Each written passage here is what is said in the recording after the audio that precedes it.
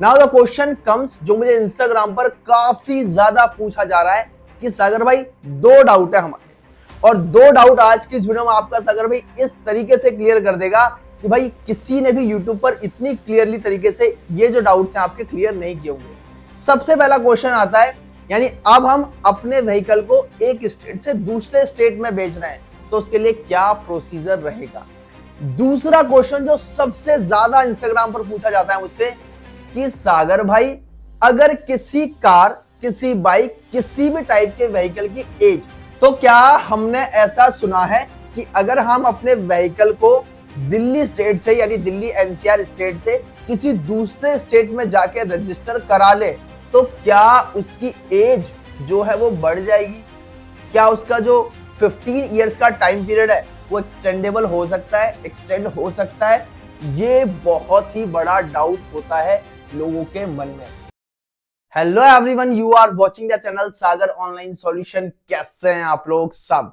दोस्तों, अगर आपके पास कोई भी किसी भी तरीके का व्हीकल है, टू व्हीलर है, फोर व्हीलर है, ट्रांसपोर्ट व्हीकल है या फिर नॉन ट्रांसपोर्ट व्हीकल है या फिर ऑफ रोडिंग व्हीकल है, आपके पास अगर किसी भी टाइप का व्हीकल है and you want to sell it, आप उसे बेचना चाहते हैं किसी और को, तो यहां पर अपने व्हीकल को बेचने के साथ साथ उसकी ऑनरशिप को भी ट्रांसफर करना काफी ज्यादा जरूरी है। अगर आपने अपना व्हीकल बिना उसकी ऑनरशिप ट्रांसफर करे किसी को भी यूं ही बेच दिया तो भाई क्या होगा कि अगर एक्सीडेंट के केस में या फिर चालान होने के केस में, ऐसे में पुलिस सबसे पहले आपके घर का, क्योंकि अभी आप ओरिजिनल मालिक अभी व्हीकल के आप ही हो, आरटीओ में आप ही रजिस्टर्ड हो, तो इसीलिए पुलिस सबसे पहले आपके घर का दरवाजा ही खटखटाएगी। चाहे वो एक्सीडेंट का केस हो, चाहे वो चालान का केस हो, आपको ही सबसे पहले पकड़ा जाएगा, क्योंकि लीगली आपने अपने व्हीकल की ओनरशिप को ट्रांसफर नहीं किया है। अब ऐसे में भाई बहुत सारे लोग क्या करते हैं, सेल लेटर का यूज करते हैं कि हमने तो भाई सेल लेटर बनवा दिया, एक डाउनलोड कर दिया, फॉर्मेट भर दिया, दोनों की रजामंदी हो गई, या फिर एक हमने स्टैम्प पेपर निकलवा लिया और उस पर हमने लिख लिया सारा कुछ, सारी कंडीशंस हमारी पूरी हो गई। तो भाई जो आप सेल लेटर बनवाते हो या फिर जो आप स्टैम्प पेपर बनवाते हो, वो आप दोनों पार्टी यानी फर्स्ट पार्टी यानी सेलर और जो सेकंड पार्टी है यानी जो बायर है, ये इन दोनों की मर्जी से होता है कि भाई सारी जो टर्म एंड कंडीशंस है हम दोनों की मर्जी है और ये आप अपनी आपसी सहमति से बनवाते हो। लेकिन अगर लीगली देखा जाए तो आरटीओ उसको एक्सेप्टेबल नहीं करता है। आपका जो भी व्हीकल आप सेल कर रहे हैं वो लीगली उसकी ऑनरशिप ट्रांसफर होनी चाहिए। जब लीगली ऑनरशिप ट्रांसफर हो जाएगी तो ऐसे केस में आरटीओ में भी आपका जो व्हीकल है वो वहां पर लीगली उसका जो ऑनर है वो भी चेंज होता हुआ दिखाई देगा। उसे कोई भी व्हीकल नंबर से चेक कर सकता है। तो अगर आप अपना कोई भी व्हीकल सेल करना चाहते हो, भाई इसको हम पूरे एग्जांपल से समझते हैं कि मान के चलो अगर आपके पास दिल्ली में रजिस्टर्ड कोई भी व्हीकल है, चाहे वो टू व्हीलर है, फोर व्हीलर है, ट्रांसपोर्ट व्हीकल है, नॉन ट्रांसपोर्ट व्हीकल है या फिर ऑफ रोडिंग व्हीकल है, अगर आपके पास किसी भी टाइप का व्हीकल है और आप उसे दिल्ली में ही सेल कर रहे हो, यानी हम बात कर रहे हैं सेम स्टेट की, अगर गुजरात का व्हीकल है गुजरात में ही सेल हो रहा है, महाराष्ट्र का व्हीकल है महाराष्ट्र में ही सेल हो रहा है, या फिर पंजाब का व्हीकल है पंजाब में ही सेल हो रहा है, आप अपने व्हीकल को सेम स्टेट में ही सेल कर रहे हो, तो भाई इसके ऊपर जो प्रोसेस है उसके ऊपर मैंने कंप्लीट एक डेडिकेटेड वीडियो बना रखी है। ऊपर आपको लिंक आई बटन में मिल जाएगा, वीडियो के डिस्क्रिप्शन बॉक्स में भी मिल जाएगा, आप वहां पे जाके कंप्लीटली ये वीडियो देख लीजिए। बहुत ही अच्छे से मैंने समझा रखा है कि सेम स्टेट में जब कोई व्हीकल ट्रांसफर होता है तो क्या क्या कंडीशंस होती हैं, क्या क्या कंडीशंस आपको मीट करनी होती हैं, और भाई पूरी तरीके से ये जो प्रोसीजर है काफी सारे स्टेट में अब ऑफलाइन कर दिया गया है। There is no need to visit any RTO office, कहीं भी आपको आरटीओ ऑफिस जाने की जरूरत नहीं है। पूरी तरीके से ये जो प्रोसीजर है ये फेसलेस है, ऑनलाइन है, आपको कहीं भी जाने की जरूरत नहीं है। बहुत ही अच्छे से मैंने इस वीडियो में एक्सप्लेन कर रखा है। तो अगर आप अपना व्हीकल सेम स्टेट में ट्रांसफर करना चाहते हैं, दिल्ली स्टेट से दिल्ली स्टेट में ट्रांसफर करना चाहते हैं, जिस भी स्टेट में आपका व्हीकल रजिस्टर्ड है उसी स्टेट में आप ट्रांसफर करना चाहते हैं, तो भाई इस वीडियो को जाके देख लेना। नाउ द क्वेश्चन कम्स, जो मुझे इंस्टाग्राम पर काफी ज्यादा पूछा जा रहा है कि सागर भाई दो डाउट है हमारे, और दो डाउट आज की इस वीडियो में आपका सागर भाई इस तरीके से क्लियर कर देगा कि भाई किसी ने भी यूट्यूब पर इतनी क्लियरली तरीके से ये जो डाउट्स हैं आपके क्लियर नहीं किए होंगे। सबसे पहला क्वेश्चन आता है कि भाई क्या हम अपने व्हीकल को दिल्ली स्टेट से, केरला में हमारा कोई बायर मिल गया है, वो हमारा व्हीकल खरीद रहा है, यानी अब हम अपने व्हीकल को एक स्टेट से दूसरे स्टेट में बेच रहे हैं, तो उसके लिए क्या प्रोसीजर रहेगा। पहला क्वेश्चन ये आता है। तो यहां पर बात हो रही है भाई कि अगर आपका व्हीकल किसी पर्टिकुलर एक स्टेट में रजिस्टर्ड है तो क्या उसे दूसरे स्टेट में बेचा जा सकता है और इसका क्या प्रोसीजर रहने वाला है। ये रहा पहला क्वेश्चन जो इंस्टाग्राम पर सबसे ज्यादा पूछा जा रहा है। दूसरा क्वेश्चन जो है भाई वो बहुत ही ज्यादा इंपॉर्टेंट है और दूसरे क्वेश्चन का जो आंसर है वो काफी सारे लोगों के ड्रीम्स भी पूरे करा सकता है कि भाई उन्हें एक कार खरीदनी है, हमको एक कार लेनी है, बजट नहीं है, तो वो काफी सारे लोगों के ड्रीम्स भी पूरे करा सकता है दूसरे क्वेश्चन का आंसर। बारी बारी एक एक करके आपको इन दोनों क्वेश्चंस को आज क्लियर कर दूंगा, इस हद तक क्लियर कर दूंगा कि आपके सारे डाउट्स, नसें खुल जाएंगी दिमाग की, सारे डाउट्स क्लियर हो जाएंगे और किसी ने भी इतना अच्छा एक्सप्लेन नहीं कर रखा होगा पूरे यूट्यूब पर, यह मेरा दावा है। सबसे पहला क्वेश्चन, क्या हम अपने एक व्हीकल को जो हमारा दिल्ली स्टेट में रजिस्टर्ड है, क्या हम उसे किसी दूसरे स्टेट में ट्रांसफर कर सकते हैं और इसका क्या प्रोसीजर है। क्वेश्चन आपको समझ में आ गया होगा। इसका आंसर यह है कि भाई हाँ, डेफिनेटली आप किसी भी स्टेट के रजिस्टर्ड व्हीकल को और किसी भी आरटीओ ऑफिस में वो रजिस्टर्ड हो, उस व्हीकल को किसी दूसरे स्टेट के किसी भी आरटीओ ऑफिस में इजीली ट्रांसफर कर सकते हैं। बट यहां पर आपको एक चीज का ध्यान रखना है, आपको अपने रजिस्टर्ड आरटीओ से एनओसी लेनी होगी।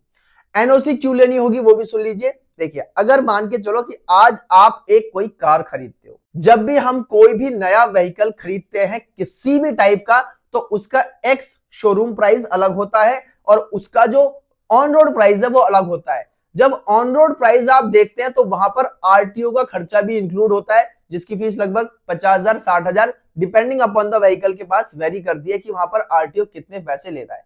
अब मान के चलो एक एग्जांपल कि आज आपने एक गाड़ी निकाली जिसके ऊपर आरटीओ का खर्चा था भाई 50,000 रुपए। आपने 10 लाख की गाड़ी निकाली और उस पर आरटीओ आपने दिया 50,000 रुपए। 50,000 रुपए में आपकी जो गाड़ी है, आपका जो व्हीकल है, वो किसी भी स्टेट के आरटीओ में रजिस्टर्ड हो गया, यानी जिस भी स्टेट से आप खरीद रहे हैं। वो आरटीओ में पैसा आपसे इसलिए लिया गया कि ताकि आपको नंबर प्लेट प्रोवाइड करा जा सके। इसी के साथ आप क्या करेंगे भाई, वहां पर जिस भी स्टेट में आपने व्हीकल लिया उसकी सड़कों पर आपकी गाड़ी चलेगी, तो वो सारा टैक्स वगैरह सब कुछ इंक्लूड करके आरटीओ ले लेता है अपना खर्चा। अब आप ट्रांसफर कर रहे हैं अपनी व्हीकल को दूसरे स्टेट में, तो भाई यहां पर आपको अपने आरटीओ से एक एनओसी लेनी होगी कि भाई हमें कोई भी दिक्कत नहीं है, इस व्हीकल को अब आप दूसरे स्टेट में ट्रांसफर करा सकते हैं इजीली, क्योंकि आपका जो व्हीकल था वो एक आरटीओ ऑफिस में ऑलरेडी रजिस्टर्ड था। अब आप अपने व्हीकल को किसी दूसरे स्टेट में भेज रहे हैं, तो वहां पर जो दूसरे स्टेट का आरटीओ ऑफिस है वो उस व्हीकल को अपने यहां रजिस्टर करेगा। अब भाई क्या ऐसा पॉसिबल है कि एक ही व्हीकल दो डिफरेंट आरटीओ में रजिस्टर हो सकता है? बिल्कुल भी नहीं। तो इसीलिए आपको अपने रजिस्टर्ड आरटीओ ऑफिस से एनओसी लेनी होती है। सिंपल सा काम का आपको क्या करना है भाई, एनओसी लेके आनी है। उस एनओसी को लेके आप बायर को दे दीजिए, बायर अपने यहाँ के आरटीओ ऑफिस में जाएगा। हम क्या करते हैं भाई, एक एग्जांपल ले लेते हैं ताकि आपको हर एक चीज क्लियर हो जाए। फॉर एग्जांपल, एक बंदा है रोहित, जिसने अपनी कार जो है खरीदी है भाई दिल्ली में। दिल्ली स्टेट के किसी भी एक आरटीओ ऑफिस में उसकी जो गाड़ी है वो रजिस्टर्ड है। अब ये अपनी कार बेचने जा रहा है और इसकी कार जो बेची जा रही है, जो खरीद रहा है, वो भाई केरला में बैठा हुआ है। तो रोहित क्या करेगा, अपने आरटीओ ऑफिस से एनओसी लेके आएगा, उसके बाद बायर को दे देगा। बायर उस एनओसी को लेकर अपने केरला के आरटीओ ऑफिस में जाएगा, रेस्पेक्टेड ऑन द एड्रेस, जो भी उसके एड्रेस के बेस पर जो भी उसका आरटीओ ऑफिस लगता होगा वहां पर वो जाएगा, उस एनओसी को दिखाएगा। मुश्किल से जो आपकी इसमें फीस जाएगी आरटीओ की, डिपेंडिंग अपॉन द व्हीकल, वो ऑलमोस्ट लगभग 10,000 से 15,000 के बीच में आपका सारा काम हो जाएगा। ये जो आरटीओ की फीस है भाई, ये डिपेंड करता है कि आपके व्हीकल की एज कितनी हो चुकी है, लेकिन मैं एक आइडिया से बता रहा हूं, आपको 10 से 15,000 रुपए के आसपास खर्च करने पड़ जाएंगे। लेकिन ऐसे केस में आपका जो व्हीकल है वो किसी दूसरे स्टेट में इजीली ट्रांसफर हो जाएगा। सिर्फ यहां पर जो मेन पंगा पड़ता है वो पड़ता है भाई एनओसी का, नो ऑब्जेक्शन सर्टिफिकेट का। सिर्फ आपको अपने स्टेट से आपका व्हीकल जिस भी आरटीओ ऑफिस में रजिस्टर्ड है वहां से एनओसी लेके बायर को दे देनी है, और बायर इसके बाद आपकी गाड़ी भी ले जाएगा, आपकी एनओसी भी ले जाएगा और आपने वहां पर इजीली किसी भी आरटीओ ऑफिस में रजिस्टर करा लेगा। तो पहला क्वेश्चन का जो डाउट है आपका वो क्लियर हो चुका होगा कि किसी का भी कोई भी व्हीकल एक स्टेट से दूसरे स्टेट में इजीली ट्रांसफर किया जा सकता है, बस यहाँ पर आपको अपने आरटीओ ऑफिस से एनओसी लेकर आनी है और एनओसी भी आपको इजीली मिल जाती है, सच एस कोई भी बड़ी प्रॉब्लम नहीं होती है।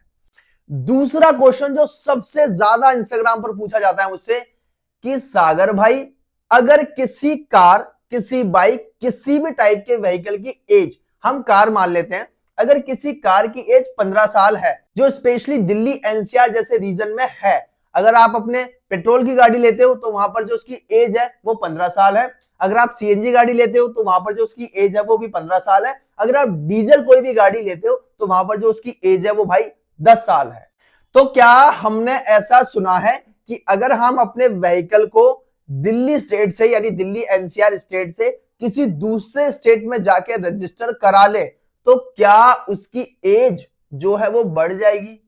क्या उसका जो 15 इयर्स का टाइम पीरियड है वो एक्सटेंडेबल हो सकता है, एक्सटेंड हो सकता है? ये बहुत ही बड़ा डाउट होता है लोगों के मन में। जब भी आप पुरानी कार खरीदने जाते होंगे तो आपको वहां पर बहुत सारी कार्स ऐसी मिलती होंगी, चाहे आप कार 24 पे जाएं, चाहे आप स्पीनी पे जाएं, बहुत सारी कार्स आपको ऐसी मिलती होंगी जिनका टाइम पीरियड जो है काफी कम रह गया है, 1 साल 2 साल, लेकिन गाड़ी की कंडीशंस बहुत ही अच्छी है, मतलब आराम से अभी वो 5-6 साल और चल सकती है, लेकिन क्योंकि व्हीकल की एज सिर्फ उसकी 15 साल है तो ऐसे में वो फिर स्क्रैप कहलाई जाएगी। तो क्वेश्चन ये है कि क्या उस गाड़ी को किसी दूसरे स्टेट में रजिस्टर कराकर उसकी जो लाइफ है उसकी वैलिडिटी को बढ़ाया जा सकता है, हाँ या फिर ना? तो भाई आपका सागर भाई आज इस डाउट को बहुत अच्छे से क्लियर कर देता है। जी हाँ, ये पॉसिबल है कि किसी भी टाइप के व्हीकल की एज को बढ़ाया जा सकता है अगर आप उस व्हीकल को किसी दूसरे स्टेट में ट्रांसफर कर देते हो, करवा लेते हो, तो उसकी एज को बढ़ाया जा सकता है। अब ये चीज सुनकर भाई आप में से काफी सारे लोगों के चेहरे पर जो मुस्कान है वो आ चुकी होगी, क्योंकि देखो भाई हर किसी का सपना होता है कि मेरे घर में एक कार हो या फिर बाइक हो या फिर कोई भी किसी भी टाइप की एज पर द रिक्वायरमेंट गाड़ी हो। लेकिन आज के टाइम पे आप कार्स देख रहे हैं कि कितनी ज्यादा कॉस्टली है, 10 लाख से नीचे कोई बढ़िया गाड़ी आ ही नहीं रही है। अब ऐसे में 10 लाख रुपए खर्च करना हर किसी के पास नहीं हो पाता। तो अब मैं आपको बहुत ही क्लियरली बताता हूं और एक एक चीज को मेरी ध्यान से सुनना। ऐसे बहुत सारे आपको कार ओनर्स मिल जाएंगे जो अपनी गाड़ी को काफी ज्यादा मेंटेन करके रखते हैं, मतलब वो कार चलाते भी हैं और उसको मेंटेन भी बहुत अच्छे से करते हैं। तो जब कोई भी कार ओनर या फिर बाइक ओनर अपनी व्हीकल को बहुत अच्छे से मेंटेन करता है तो भले ही पेपर्स में उसकी जो लाइफ है वो 15 साल ही हो, लेकिन ऐसे में उसकी जो कंडीशंस होती है गाड़ी की वो बहुत ही ज्यादा अच्छी होती है और आराम से आप उसे 5-6 साल और भी यूज कर सकते हैं। तो मेरी बात ध्यान से सुनना, जितनी भी कार्स दिल्ली एनसीआर में रजिस्टर्ड है उनकी वैलिडिटी मैक्सिमम 15 साल है, डीजल की 10 साल है। जितनी भी व्हीकल दिल्ली एनसीआर में रजिस्टर्ड है उनकी वैलिडिटी जो है वो भाई 15 इयर्स की है। लेकिन अगर आप अपने व्हीकल को दिल्ली एनसीआर से निकालकर दिल्ली से 200 किलोमीटर की रेंज को पार करके बेचोगे या फिर रजिस्टर कराओगे और यहां पर आपको बेचनी पड़ेगी, आप अगर मान के चलो दिल्ली में आप रह रहे हो और आप ही गाड़ी के ओनर हो और आप 200 किलोमीटर जाके खुद को बेच रहे हैं, खुद को नहीं बेच सकते, कभी भी गाड़ी खुद को कैसे बेची जा सकती है? तो आप अपने किसी भी रिलेटिव में जाकर उनको मतलब बेच सकते हो। अगर आपके रिलेटिव फॉर एग्जांपल आगरा रहते हैं तो आगरा में इजीली आपकी गाड़ी उनके नाम पे ट्रांसफर की जा सकती है। और भाई वहां पर क्या होगा कि जब आप अपने आरटीओ ऑफिस से एनओसी लोगे, अपने बायर यानी जो भी बायर है उनको दोगे, तो यहां पर क्या होगा कि आपका जो व्हीकल है उसको आरटीओ ऑफिस चेक करेगा कि भाई ये बाकी पॉल्यूशन वगैरह करने के लायक तो नहीं है, व्हीकल ठीक है। और अगर व्हीकल वहां पर इंस्पेक्शन में ठीक पाया गया तो यहां पर आपको गाड़ी का एक अनदर नंबर मिलता है जो आपके केरला स्टेट का होगा। फॉर एग्जांपल दिल्ली की गाड़ी अगर केरला में ट्रांसफर हो रही है तो केरला स्टेट का आपको एक नंबर अलॉट होगा, वो नंबर आपको मिल जाएगा। साथ ही में जब नई आरसी आएगी तो उस पर मैक्सिमम 3 साल या 5 साल वैलिडिटी बढ़ जाएगी। तो भाई ये चीज आप ध्यान रखो, अगर आप कार 24 से कोई भी गाड़ी खरीदने जा रहे हो या फिर आप स्पीनी पे जा रहे हो या फिर किसी जो भी सेकंड हैंड मार्केट है कार्स की, बाइक्स की, उन पर आप जा रहे हो और कहीं ना कहीं आपका जो बजट है वो कम है, लेकिन आपको जो गाड़ी मिल रही है वो बहुत ही अच्छी कंडीशन में है बट उसके 2 या 3 साल ही बाकी है, तो उसे खरीद लो आप कम प्राइस पे, कोई दिक्कत नहीं है। यहां पर सिर्फ आपको कितना करना होगा कि अगर आपका रिलेटिव दिल्ली से 200 किलोमीटर की डिस्टेंस के आसपास रहते हैं या फिर उससे दूर रहते हैं तो वहां पर आपको उनके नाम पर वो ट्रांसफर करनी होगी और आराम से आपको वहां पर 3 या 5 साल उस गाड़ी के और बढ़ जाएंगे। एक चीज जो मोस्ट इंपोर्टेंट चीज है वो यहाँ पे ध्यान ये रखनी है कि जब गाड़ी एक्सपायर होने वाली है तो उससे 60 दिन पहले, 2 महीने पहले ही आपको ट्रांसफर ऑफ ओनरशिप का प्रोसेस स्टार्ट कर देना है। एक्सपायर होने के बाद किसी भी कीमत पर आपकी गाड़ी को ट्रांसफर नहीं किया जाएगा, वो सिर्फ और सिर्फ एक स्क्रैप होगा। उसकी कंडीशंस चाहे कितनी भी अच्छी हो बट वो सिर्फ वहां पर एक स्क्रैप ही कहलाएगा। तो आज की इस वीडियो में भाई ये 2 मोस्ट इंपोर्टेंट क्वेश्चन बिल्कुल क्लियर कर दिए। अब यहां पर ये आप लोगों का काम है, अगर आप एक्चुअली में पूरा प्रोसेस ये समझना चाहते हो कि भाई सागर भाई एक स्टेट से दूसरे स्टेट में व्हीकल कैसे ट्रांसफर होता है, उसका कंप्लीट प्रोसेस बताओ, एक डेडिकेटेड वीडियो बनाओ, तो आप मुझे कमेंट में लिख देना भाई।